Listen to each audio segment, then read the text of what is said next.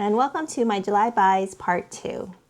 If you are new here, my name is Elaine and I've been writing a blog over at fairlycurated.com for the last 10 years, and I just recently started my YouTube channel. If you haven't seen it yet, please check out my July buys part 1. As I mentioned in my July buys part 1 video, I said I was going to do a no buy, and then I actually filmed that on July 29th.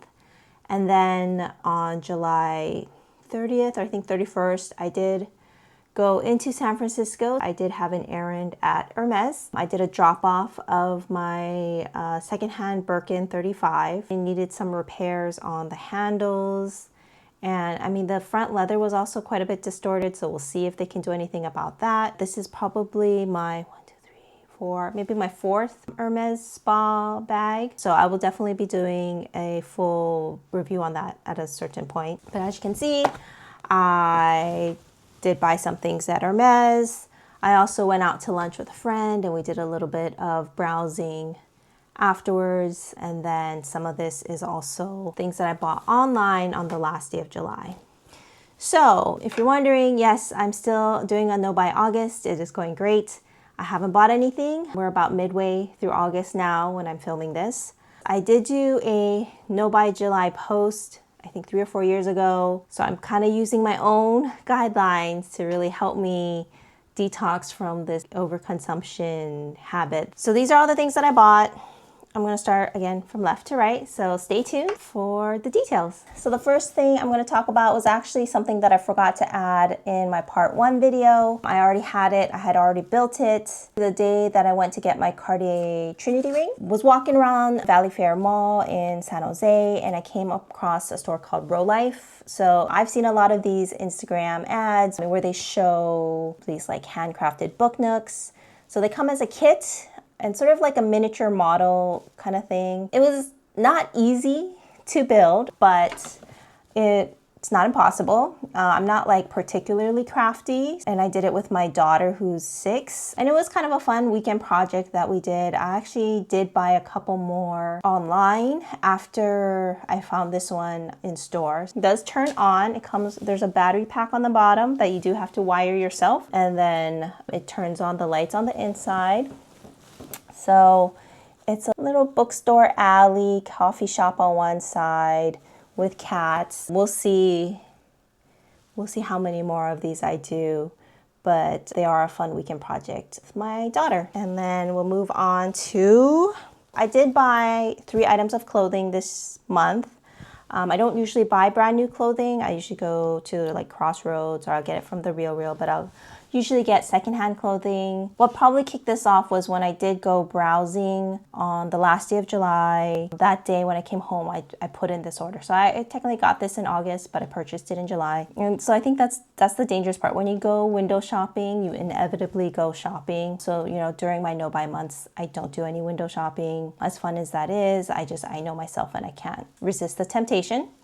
So I did go to Pacific Heights in the city. That is where I was meeting up with my friend, and I don't think I've ever been there before, but I did step into McMullen. It's a really beautiful boutique. It used to be in Oakland, and they moved to the city, and it's a very well curated store. Also mostly out of my budget, so I do get my inspiration from there. And there was a couple other stores that I really loved. It did expose me to a lot of brands that I've never seen before. So I mean, that is the upside of window shopping, is, you know, you get to discover brands or designers that you really wouldn't if you're just doing online shopping. So the 3 items of clothing that I got was actually this top that I'm wearing today and these 2 shirts, a black and a white. So I'll start with the top that I'm wearing. It's from a company called TWP, which stands for Trish Westcott Pound. But I saw this in a store. It was just really nice. They had a bunch of like brands that I've never heard before. It reminded me kind of the Row aesthetic. It was more minimal but luxurious. And I really liked these collared shirts from TWP. They have these really interesting sleeves, and it's actually a crop top. So this one I got from Shopbop. So I was alerted to TWP by browsing in store, but I wasn't going to buy it because I think these shirts by themselves are $300 to $400, and that's a little bit out of my budget for a single t-shirt or a single colored shirt. So I put out an alert on the RealReal for this shirt, which is, I mean, on the RealReal, it's just a button-down TWP shirt, but this is actually called a Next X shirt. And when I did a Google search on it, I saw it on Shopbop. I bought it through Shopbop because their price was actually less than what the RealReal was selling it used. So on Shopbop, I got this for $187. The RealReal sells it for around $250, and then I think, like I said, the stores sell it for around $300 to $400. The material is very nice. It's on the thin side, but it has good structure. Like I said, I like the sleeve details. I also don't have like a blue and burgundy striped shirt. I thought it'd be interesting. I did get a size ML. So they only come in sizes extra small and small, or medium and large. I got the medium large because that's all that was left on Shopbop. I would say it is a little big on me. Usually it's size 6 to 8 on top, but these are definitely oversized shirts. I think if I were to buy one off of the RealReal, I would be looking at the extra small size. And then the next shirt that I did buy also in the Shopbop order is this Row shirt, R-O-H-E. So Row, R-O-H-E, does have an aesthetic a little bit like the Row, R-O-W. It's minimal, simple, but also, you know, high quality fabrics. So I did buy a black Row, R-O-H-E shirt from the RealReal just to try it out. I've seen them mentioned here and there when people talk about the Row, and I really love the shirt. Like it's the proportions, it's a drop shoulder, it's oversized, but the quality is good. The material is very thick. It's one of my favorite shirts. So then I thought, you know, it'd be great to find one in white. So I've been stalking the RealReal for it, but I didn't see it. However, I did see this one at Shopbop when I was looking at my TWP shirt, and I do love it. It is oversized, but I actually don't mind the way the material drapes. I can easily just fold it under, and I think it still looks great. This one is from a brand called Modern Citizen. It has an asymmetrical collar.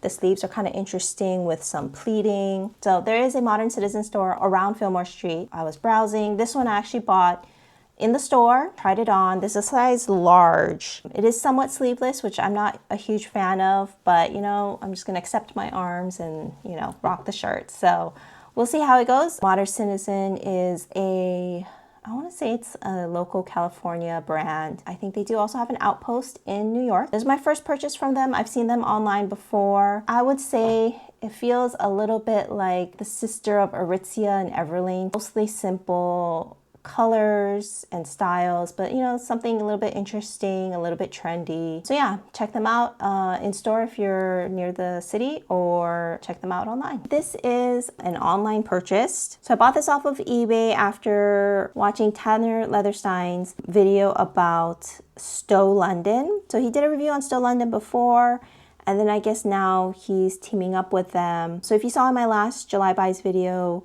I did get his Atelier Piguet Flora tote. Honestly, I'm not in love. The design is kind of weird, and when I do put it over my shoulder, like it's a little bulky, but I'll save that for another time. I'll review that along with a full review of this bag once I use both. But anyways, he's now doing collaboration with Stow. A lot of the things he was saying sounded great. A mid-range bag, well made, thoughtfully designed. This particular bag that I was looking at the time was not in stock. It was like maybe a pre-order, and then I hopped on over to eBay and I found that this one was maybe like $80 less. So this is the East-West curve bag from Stow London in the color Mocha Brown. It's actually in great condition, came stuffed. It smells good, it smells of leather. The inside is suede, it's beautiful. Very nice suede actually, so you know, sometimes better than even some of the luxury brands, I gotta say. The leather itself is soft, pebbled leather. It is a lot like Polène in that, you know, it's a well-constructed bag at a mid-range price point.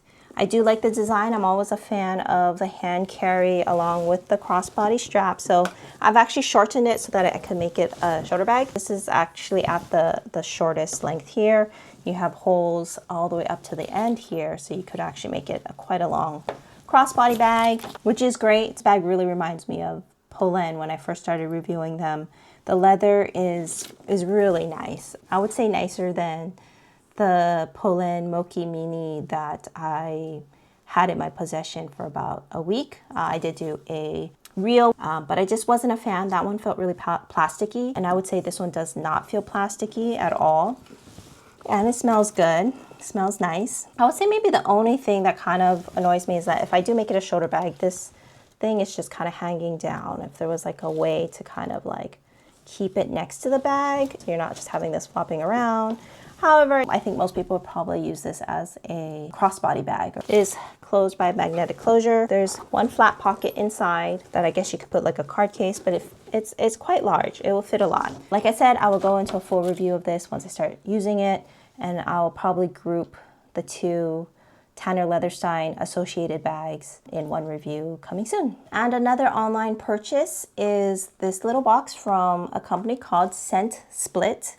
So when I went to the McMullen boutique in the city, I was looking around. Well, first, actually, I should mention, I did take a look at the Savette pochette bag, which was all the rage, I would say even just a couple of months ago, maybe last year. I was very tempted to get one, but I did learn my lesson from the Totem clutch that I did own, which I reviewed here, or which reviewed on the blog. So I really wanted to see it in person before I just went and bought it, because I kind of heard mixed reviews, like people who love it, but I'm not really a clutch person. So I knew that was going to be something I wouldn't really use that often. Anyways, I went to the McMullen boutique. They had one in store. I looked at it and I'm kind of glad that I didn't get it because one, the clasp is finicky. You would think that like, oh, it would just be pretty easy to do. However, the clasp that goes in has a shape to it like a key to a lock. So if you don't do it precisely, it is not gonna work. That's what I was worried about. So I'm glad I saw that and I wouldn't get it.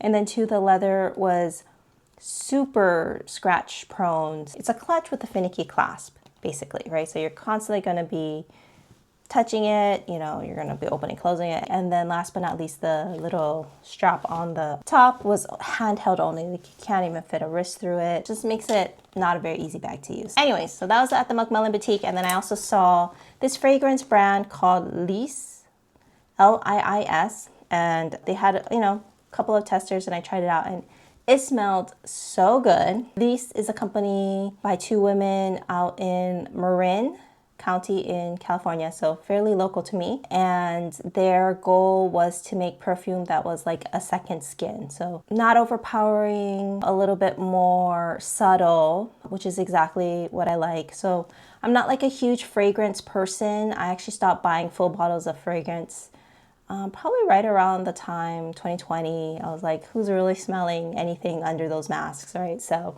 I kind of stopped wearing it and then I never picked it up again. I do sometimes, if I feel like it, will wear something that's like a sample, either from Le Labo, I've had a couple, or from Hermes. However, I did fall in love with the fragrances from Liis at McMullen and didn't want to buy a full bottle of the perfume. It was about $175, which isn't like terrible, but you know, it's not cheap. And as someone who doesn't wear fragrance every day, I was like, I don't think I would really use up a whole bottle. So anyways, went back home, started looking online, and I found this company. It's the first time I've tried them out, Scent Split. So their whole thing is they have all these bottles of perfume in their headquarters in Texas, and they will hand decant it into smaller bottles, and they sell those. And for me, it's a great premise since I don't need a full bottle. So I was able to try the one that I really liked. It came packaged like this inside another bigger box, and inside is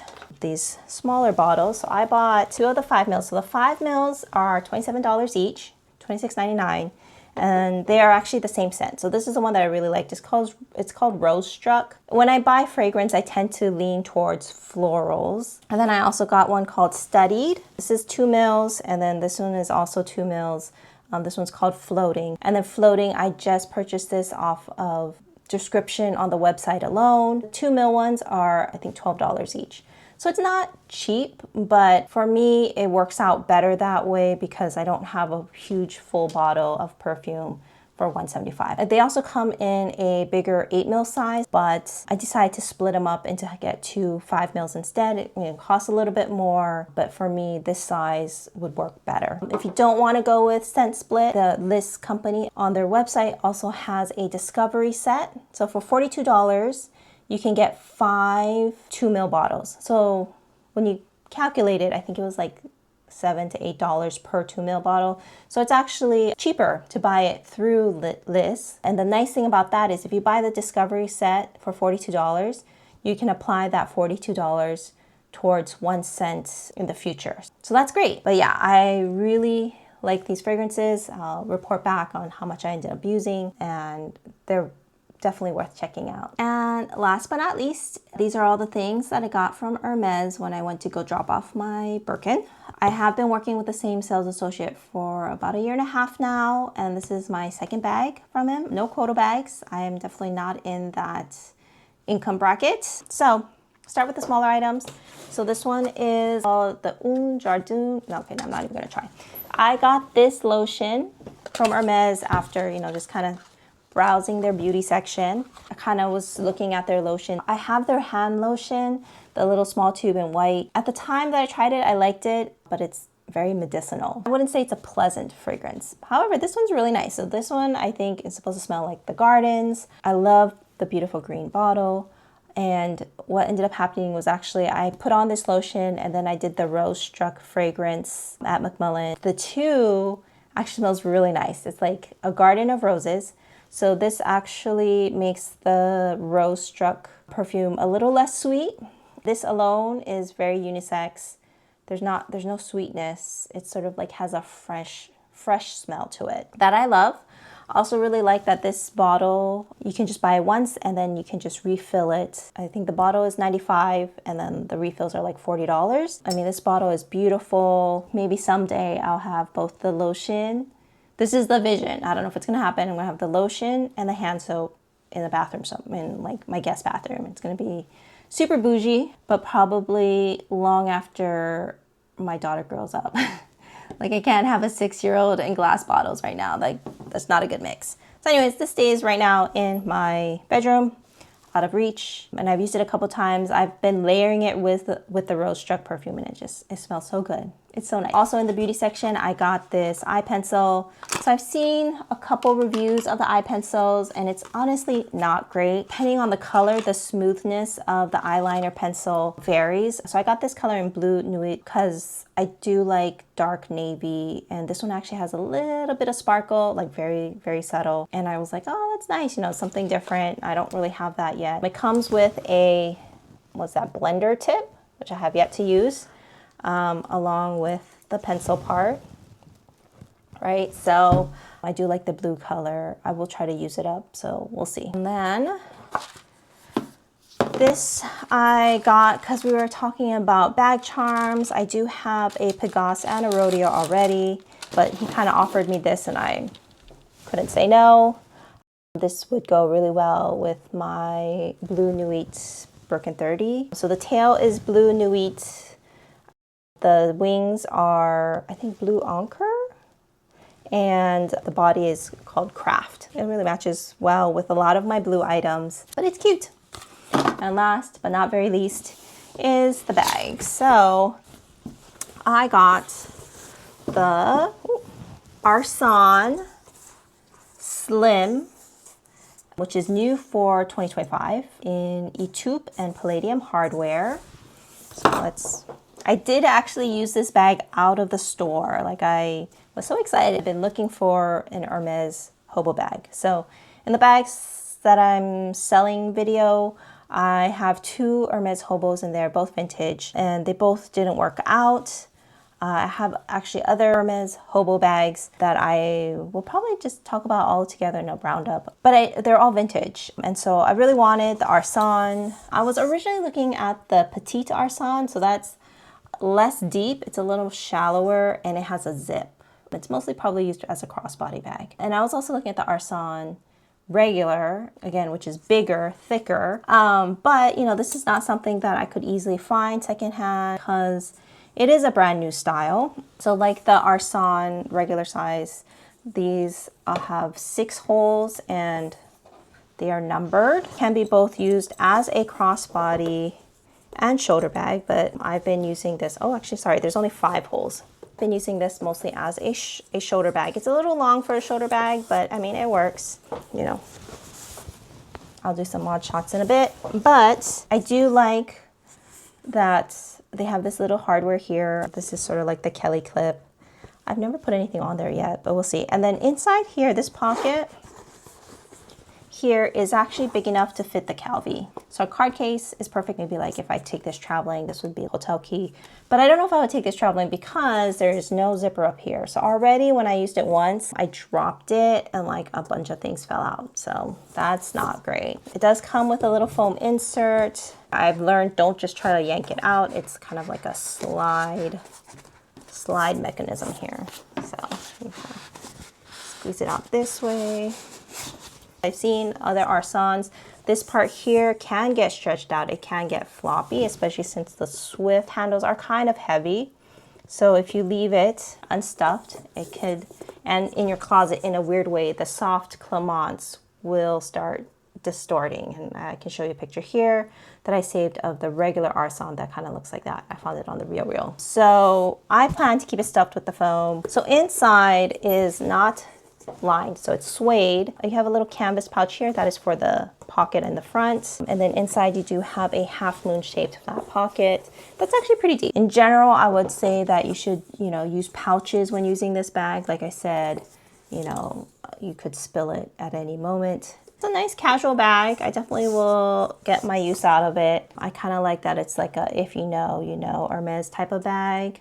You know, the half moon pocket is stitched directly onto the back, but I don't think that's a bad thing necessarily, just because Hermes stitching is so beautiful. It does smell wonderful. Also, when I was looking at used Arson bags, the big size to buy secondhand, I was thrown off a little bit by this tag because as you can see, it's not sewn very prettily, and I've seen it actually worse on the website for some of the used bags. And I think part of it is because they're trying to keep this side pretty. So the other side, the inside, isn't actually as pretty. Just keep a note of that if you're looking to buy this particular bag secondhand. Beautiful bag, I used it a handful of times. Very casual, very open. And that's it. Thank you so much for watching. If you made it this far, I hope you found it interesting and or informative. If you could like or subscribe, that would greatly support my channel. And I hope to see you in the next one. Bye.